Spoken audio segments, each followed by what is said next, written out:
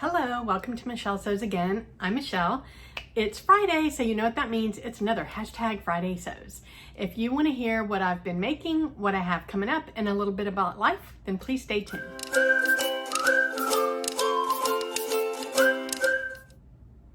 Okay, so what have I been making? I haven't sewn any garments this week. Let's see. I did talk last week about adjusting my Kalle shirt. This is the very first one that I made. I made it as a dress and I loved it. It's a beautiful dress, but I wasn't reaching for it in my closet. So because I really loved the recent Kalle shirt that I made, I'll pop a picture of that one here. I decided that I was going to cut this dress down into the shirt length, and I would get a lot of wear out of it. And I can already tell I'm gonna wear this like crazy. I love it so much. So all I did was I had extended the pattern piece of the cropped version of the shirt by, I think 6 inches, if I'm not mistaken.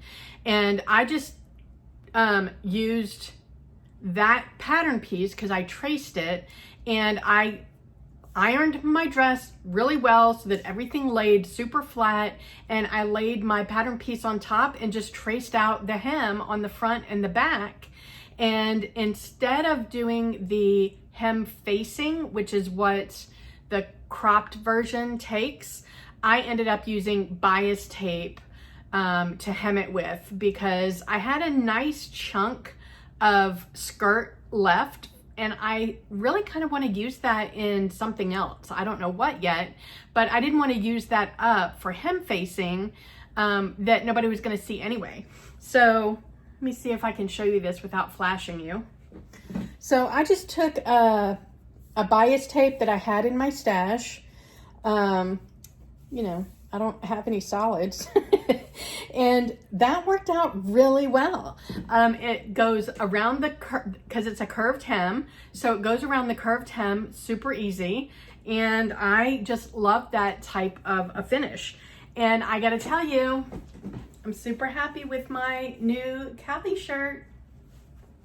Here's the curved hem, it's a high-low, and voila, I'm happy. Okay, so other than that, the only other thing that I worked on was my quilt blocks. So I did my plans video. I'll link that up here. Trish and I are going to collaborate on a quilt. And by collaborate, it just means that we're both making a quilt. We're not doing anything remotely similar other than they're both a quilt. I'm using my ice dyed scraps. She's using some adorable farm fabrics that you have to go check out her plans video if you didn't see it. It is going to be such a cute quilt. So I cut all my scraps into 2-inch strips. The length was as long as the scrap was. And then I took those and I piled them into colors, and I was just taking them randomly and cutting them into 13-inch strips. So they were 2 inches by 13, and just sewing 5 of them together randomly. I was just picking 5, stacking them together and sewing them and stripping them. Well, that ended up making I guess a double block. So let's say, yeah. So like this one used to all be one piece. Maybe it was this way. I don't remember. Probably, yeah. So it was this way, and then I just cut it in half and I squared off the edges. So now I've got, for every block, I've got 2 kind of rectangles. Whether they stay rectangles or not, I don't know yet.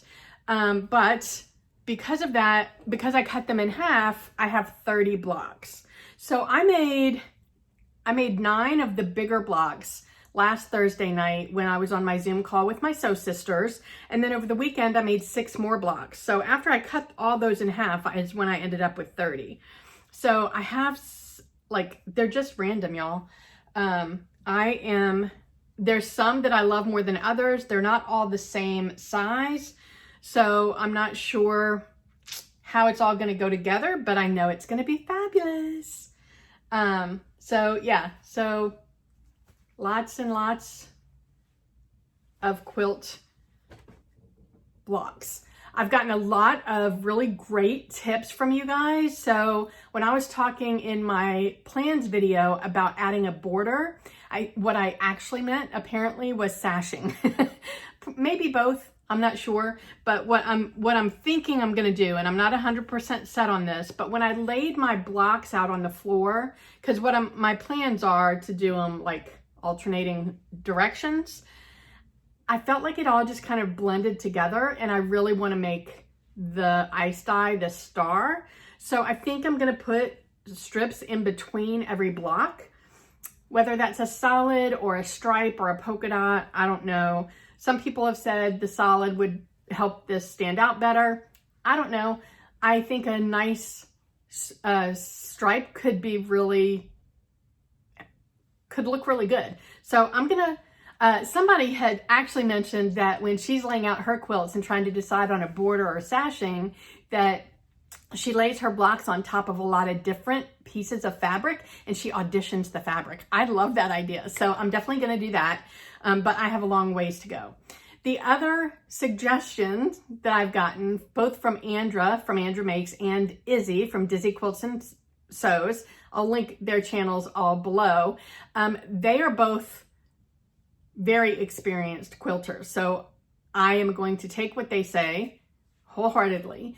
And when I said that I was going to make a pretty big quilt, that's my goal, they both cautioned me that, you know, I still have to do the quilt sandwich. I still have to bind it, and I have to quilt that whole thing. And as a first time, maybe huge might not be the best option. So I am definitely going to keep that in mind. I might take a couple of them and make something small just to see, because in my mind, I know that it's not easy, but it doesn't sound super difficult. Maybe it's clunky, but they're way more experienced than me, so they would know better than what's in my head. So I need to take what they're saying with I need to take what they're saying very seriously. Okay, so that's the quilt. So on Instagram, there are many challenges. I am behind on my challenge videos, so I am going to do a February challenge. Basically, I tell you all the challenges that are happening on Instagram. I haven't done that. I want to say the last one that I did was October. So I want to do that for February, but there are a handful of ongoing challenges. So I'll do a separate video for the year-long ongoing challenges, and then monthly I'll update with just the ones that are just for the month. But one of the ongoing Instagram challenges is called My Makes for the Month, and it's hosted by Lou from So Much to Design, and basically, and she has prizes.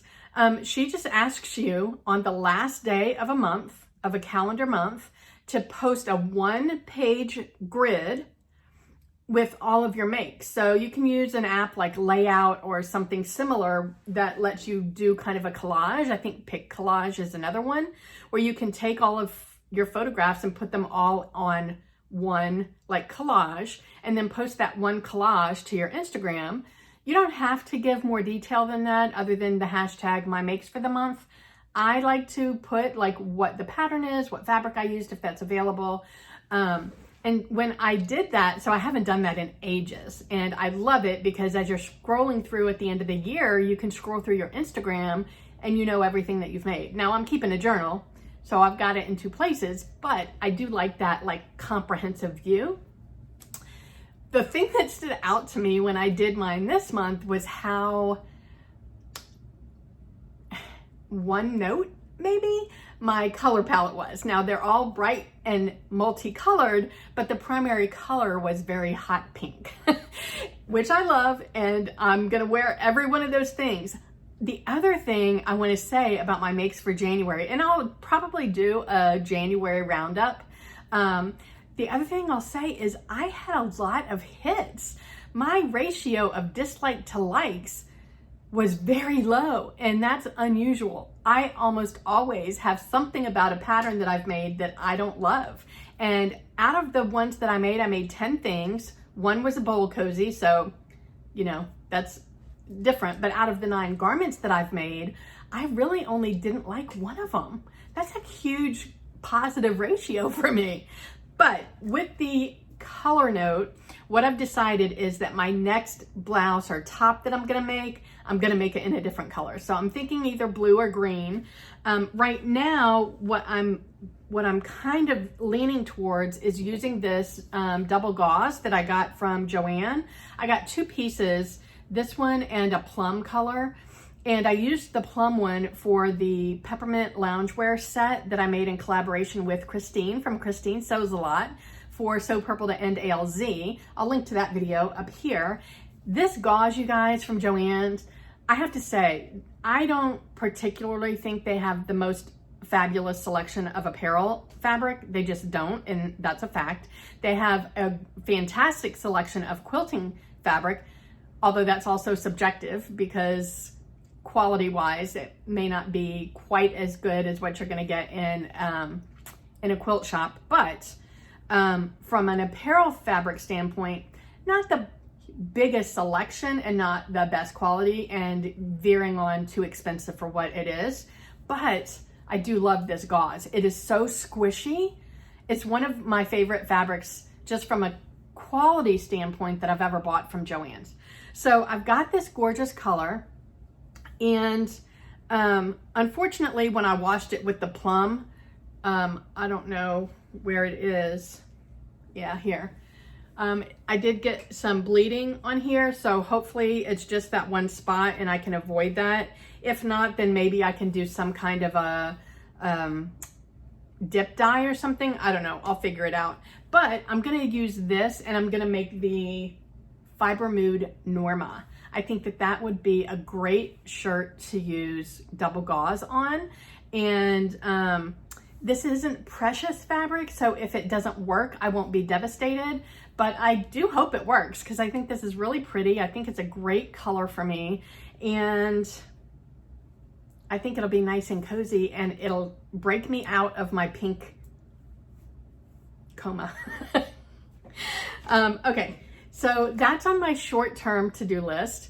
I did get in, I'll have to put a picture. I did get in my husband's cassette fabric. So I am gonna make that shirt for him also in the short term. I really wanna get that done.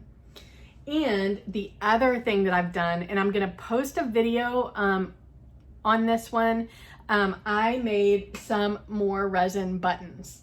And what I did was, I got this gorgeous orchid color mica powder that I mixed in with the resin, and then I used my really fun crushed multicolored glass to put in them.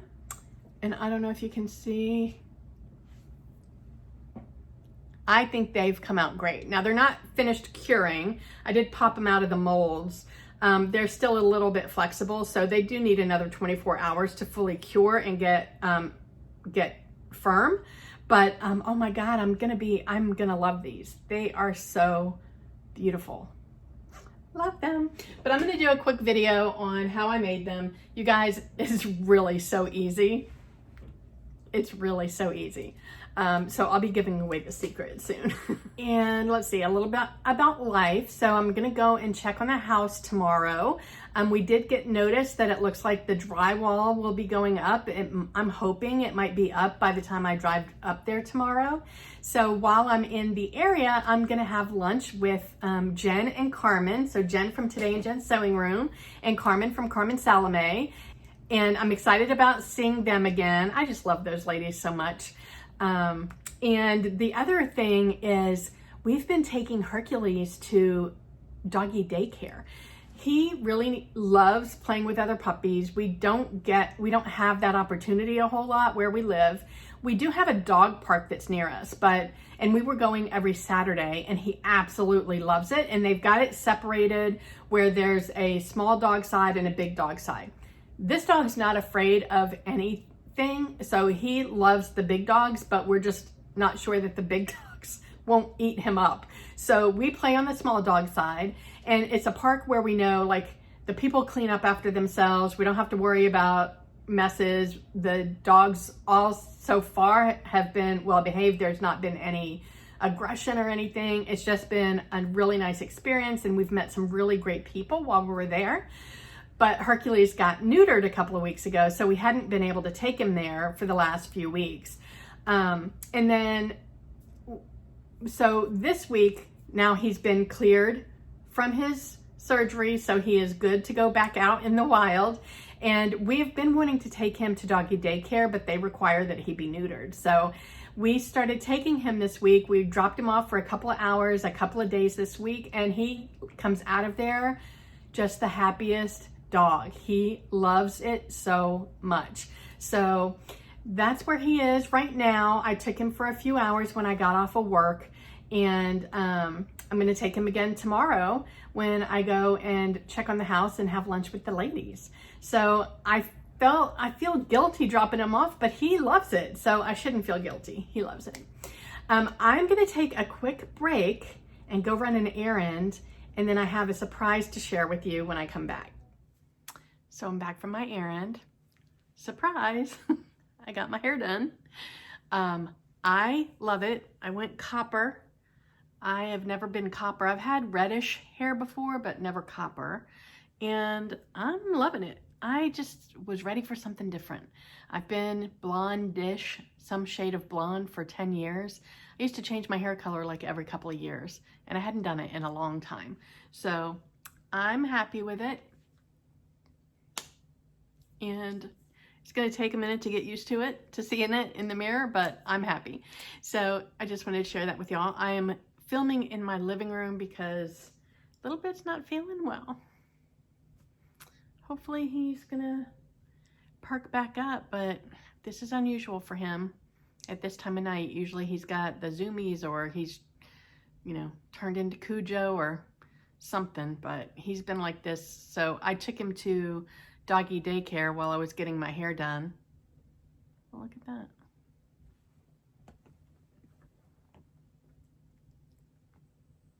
Okay. I took him to doggy daycare while I was getting my hair done, and he was fine. And then when I picked him up, he was fine. We came home, he was acting normal, and then I fed him dinner and he took a bite and then wasn't interested. And then he's just been really lethargic ever since we got home. So I'm not sure what's going on. Hopefully it will pass and he'll be fine tomorrow. Because I do have plans to have lunch with Jen and Carmen tomorrow, but if he's not feeling better, then I'm gonna have to cancel. And I don't want to cancel, but I'm also not gonna leave him alone. So anyway, that's it. That's my surprise. I'm sure there's some stuff that I forgot to talk about in Friday Sews. In fact, I know that there was a cardigan. I finished finally my boyfriend cardigan from Love Notions that I actually started in December of 2021. That was one of 2 UFOs that I have. That's it. So one of them's done. The other one's still not done. So yeah, I think I'm going to do a video on the Love Notions boyfriend cardigan. So stay tuned for that. Wherever you are, I hope the weather's amazing. I hope you're able to get some sewing in, and I will talk to you next time. Bye.